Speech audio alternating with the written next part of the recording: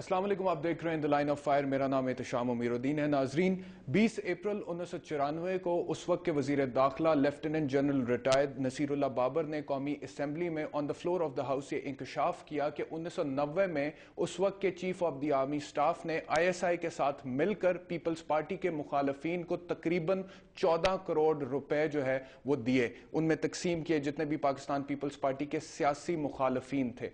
1996 में असगर खान इस केस को सुप्रीम कोर्ट में ले गए, एक खत लिखा जिसके ऊपर सुप्रीम कोर्ट ने अपनी प्रोसीडिंग्स का आगाज किया 1997 में, और 11 अक्टूबर 1999 को इस केस की आखिरी समाअत हुई। 1999 तक इस केस से डील करने वाले जस्टिस सईदुज़्ज़मा सिद्दीकी ने एक इंटरव्यू में यह कहा कि जो बयानात थे वो सुप्रीम कोर्ट में कलमबंद किए गए थे। काफी एविडेंस है जो ये साबित करता है कि पैसे दिए गए हैं सियासतदानों को ISI की तरफ से, और साथ ही साथ उन्होंने ये भी कहा कि फैसला महफूज कर लिया गया था, लेकिन उसके बाद पता नहीं कैसे फाइल के ऊपर एक लाल फीता लग गया और यह फाइल कहीं रिकॉर्ड रूम में दब गई।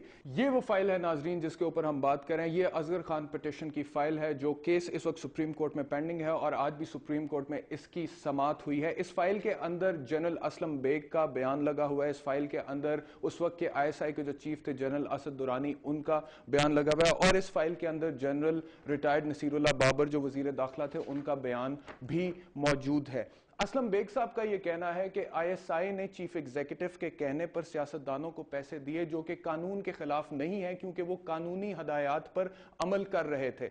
और जो साबिक ISI के चीफ हैं जनरल असद दुरानी, उनका यह कहना है कि बिल्कुल कवर्ड अकाउंट्स खोले गए थे और पैसा उन अकाउंट्स में ट्रांसफर किया गया और वहां से मुख्तलिफ सियासतदानों को वो फंड्स जो हैं ट्रांसफर किए गए। सवाल बहुत अहम पैदा होता है यहां पर, और वो ये है कि अगर इस बात का एडमिशन, कन्फेशन या इतराफ हो चुका है कि पैसा सियासतदानों को दिया गया था, तो फिर क्या यह करप्शन नहीं है? और अगर यह करप्शन है तो क्या फिर वो सियासतदान जिनको पैसा दिया गया था उनको सजा मिलेगी सुप्रीम कोर्ट की तरफ से? और क्या वो आने वाले दिनों में, आने वाले इलेक्शंस में दोबारा सियासत में हिस्सा ले सकेंगे? साथ ही साथ ये सवाल पैदा होता है कि क्या सिर्फ सियासतदानों को इंसाफ के कटहरे में खड़ा किया जाएगा या फिर फौजी अफसरान को भी इंसाफ के कटहरे में खड़ा किया जाएगा? इस पर बात करेंगे आज के प्रोग्राम में कि क्या सुप्रीम कोर्ट में चलने वाली ये जो प्रोसीडिंग है असगर खान पिटीशन के हवाले से, इसमें हम सिर्फ इखलाकी और सियासी नताइज देखेंगे इन दी एंड, या फिर कोई कानूनी नताइज भी देखेंगे? अपने मेहमानों का तारुफ कराऊंगा इस ब्रेक के बाद।